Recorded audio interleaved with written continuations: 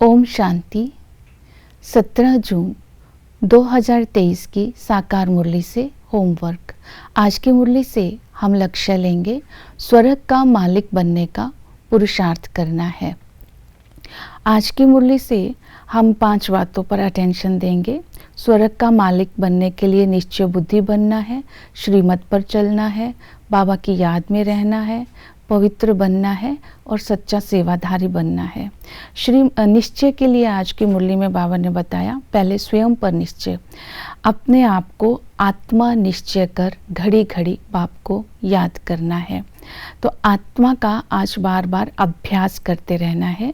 मैं आत्मा हूँ, निराकार हूँ और मैं आत्मा इस समय ब्राह्मण हूँ। ब्राह्मण अर्थात यज्ञ की रक्षक हूँ। इस तरह स्वयं पर निश्चय पक्का होता जाएगा। दूसरा निश्चय है बाप का।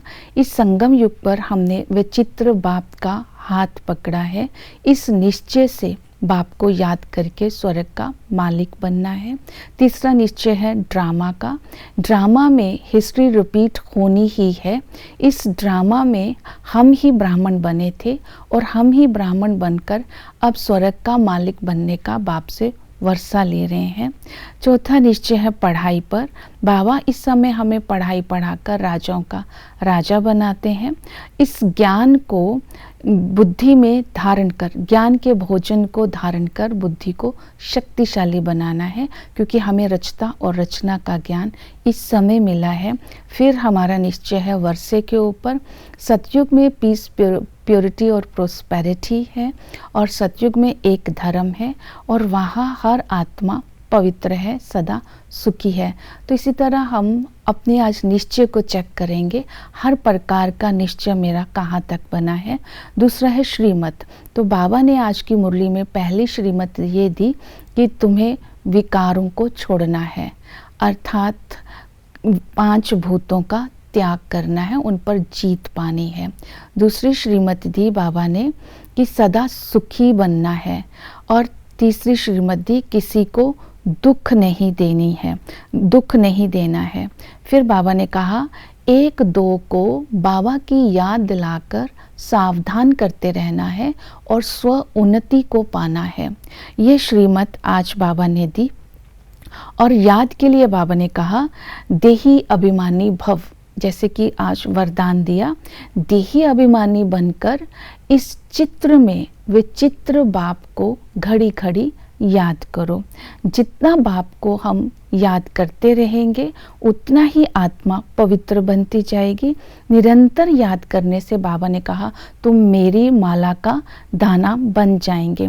तो आज ये अभ्यास करेंगे, अपने स्वधर्म में स्थित होकर। आत्मा का स्वधर्म शांति है। स्वधर्म में स्थित होकर के मास्टर सर्वशक्तिमान बनते जाना है, अर्थात सर्वशक्तिमान से योग लगाकर अपनी कमजोरियों को शक्तियों में मैं आत्मा परिवर्तन कर रही हूँ, मास्टर सर्वशक्तिमान बन रही हूँ।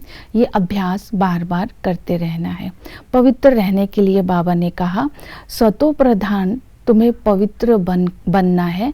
जितना तुम याद में रहेंगे उतनी तुम्हारी बुद्धि पवित्र बनती जाएगी और धारणाएं भी अच्छी होती जाएंगी।